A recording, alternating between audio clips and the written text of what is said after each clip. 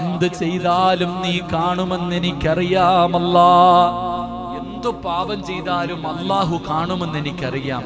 എന്നിട്ട് ഞാൻ ചെയ്തത് നീ കണ്ടാ എനിക്കൊരു ചുക്കുമില്ല എന്ന് കരുതിയിട്ടല്ല അല്ലാ. നിങ്ങൾ ആലോചിക്ക്, ബെഡ്റൂമിനകത്തിരുന്ന് ഫോണിൽ ആവശ്യമില്ലാത്ത എന്തോ കണ്ടുകൊണ്ടിരിക്കുകയാ.